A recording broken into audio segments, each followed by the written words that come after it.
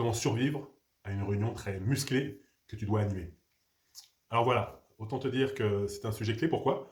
Parce que si tu te plantes à ce type de réunion, notamment si tu es un jeune talent qui débute dans l'entreprise, tu es convié à une réunion importante et là tu n'assures pas, c'est le meilleur moyen qu'on ne te revoit plus jamais dans les réunions stratégiques, dans les comités de pilotage, comités de projet et autres.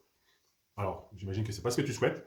Donc, pour t'éviter ces désagréments et ces moments très pénibles, je vais te faire cette petite vidéo pour te donner quelques astuces pour que tu puisses t'en sortir dans ce type de réunion très musclée. Imagine, ça fait 2 mois que tu es dans l'entreprise, tu es un jeune talent ou une jeune talent qui débute, et ton manager vient me voir en te disant « Écoute, semaine prochaine, je ne vais pas pouvoir participer à cette réunion, je te donne l'occasion de briller. » Donc c'est une réunion importante, il y aura des membres du COMEX, tu vas nous représenter, donc bon courage. Ah, j'ai oublié de te dire, dans ce type de réunion, surtout quand ce sont des nouveaux ou des nouvelles, sache qu'il y a plusieurs participants qui sont, comment dire, un petit peu rugueux.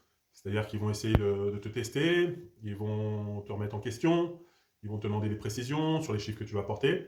Donc sois bien préparé, parce que ça va sûrement tanguer un peu, mais je te fais confiance, je suis sûr que tu vas bien t'en sortir.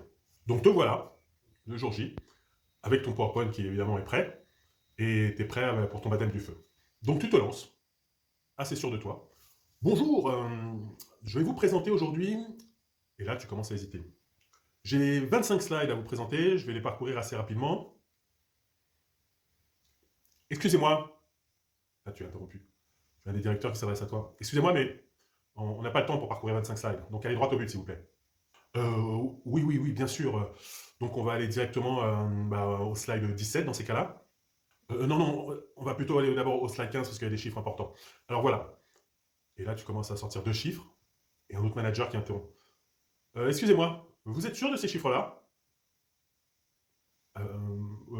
Oui, plutôt sûr. Pourquoi? Parce que dans mon département, on a vérifié les chiffres et on ne tombe pas du tout sur les mêmes résultats que vous. Ok, je vais vérifier, je reviendrai vers vous un peu plus tard alors dans ces cas-là. Mais alors à quoi ça sert de faire ces réunions si vous n'arrivez pas avec les bons chiffres? C'est quoi cette histoire? Et dites-moi, vous parlez d'une livraison pour dans 8 jours. Vous savez qu'on en aura besoin pour lundi prochain? Vous pouvez faire ça pour lundi prochain? Lundi prochain, oui, on va s'organiser. Oui, je pense que ça va être possible, hein. Bon, très bien, c'est noté. On part pour lundi prochain alors. Et là, tu te rends compte que tu t'es laissé embarquer dans cette réunion, que tu ne contrôles plus rien, que tu t'es engagé sur des délais impossibles à tenir, et qu'il va falloir ensuite que tu fasses le débrief avec ton équipe, avec le manager qui sera de retour, et là, tu sais que ça va secouer. Alors, comment éviter ce massacre? Et encore mieux, comment faire en sorte d'en sortir, de sortir de ce type de réunion, renforcé, avec une bonne image, et qu'on puisse compter sur toi pour la suite. Premier conseil, rencontre, quand tu peux en tout cas, les intervenants principaux avant la réunion. Essaye d'établir un dialogue, essaye de les rencontrer même dans un lieu informel comme la cafétéria ou à la cantine ou dans les couloirs. Échange un petit peu pour expliquer que c'est toi qui vas faire la présentation, leur demander s'ils ont des points particuliers qu'ils souhaitent aborder. Et tu verras que dans ce type d'entretien informel, déjà ils vont peut-être pouvoir te donner certains points qui les intéressent plus particulièrement et donc que tu pourras préparer en amont. Et surtout, tu verras que le fait d'avoir échangé avec eux avant la réunion, d'avoir établi ce contact, d'établir le rapport, comme on dit, ça permettra souvent de les retrouver en réunion sous un autre angle.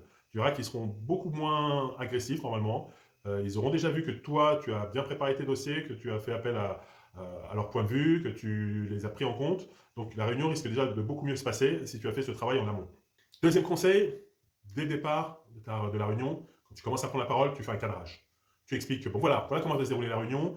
Dans les 5 premières minutes, je vais vous faire une présentation d'ensemble. Les 10 minutes suivantes vont être consacrées à cette partie-là. Les 15 minutes suivantes à cette partie-là. Et je prendrai les questions, si vous voulez bien, plutôt en fin de présentation, de façon à ce qu'on puisse dérouler la présentation, que vous puissiez noter vos questions, et ensuite, je pourrai y répondre. Si vous avez vraiment une question importante, n'hésitez pas à m'interrompre, mais essayons de garder ce cadre, de façon à ce qu'on tienne la réunion dans les temps, et que vous puissiez avoir du temps pour les questions en fin de présentation. Ça permet comme ça de te positionner en tant qu'organisateur, en tant que facilitateur, et en tant qu'une personne qui maîtrise bien son sujet et le tempo de la réunion. Quand tu es interrompu, c'est un troisième conseil que je te donne, quand tu es interrompu par une question qui est complètement hors sujet, où tu vois que c'est vraiment fait soit pour déstabiliser ou pour mettre en l'air la réunion, ou te déstabiliser effectivement, ce que je te conseille, n'essaie pas de lutter directement en frontal avec la personne en expliquant que ça n'a rien à voir, rien à faire ici. Au contraire, tu gardes ton calme, tu expliques « Ah, c'est un point intéressant que je note », Ça ne fait pas partie de la discussion d'aujourd'hui, mais par contre, je note pour revenir vers vous un peu plus tard. Et on va garder ça dans le Parking ID de façon à l'étudier. Et je reviendrai même personnellement vers vous pour qu'on puisse en discuter après cette réunion, évidemment.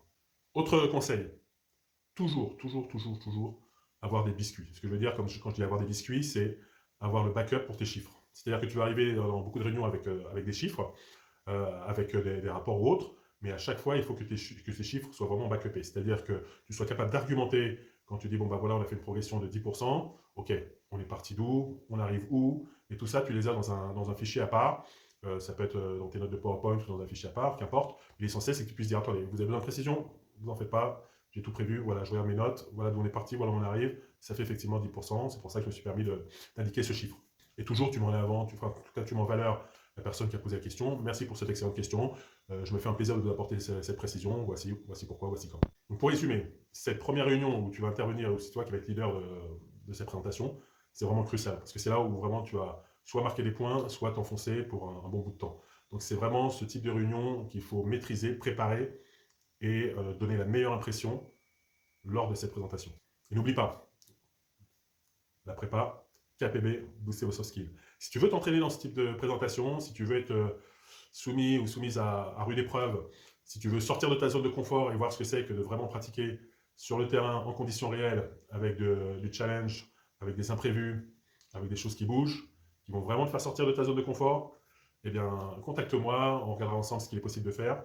Mais la prépa KPB Booster vos soft skills, c'est vraiment ça. C'est des mises en situation dans des conditions réelles et qui bougent.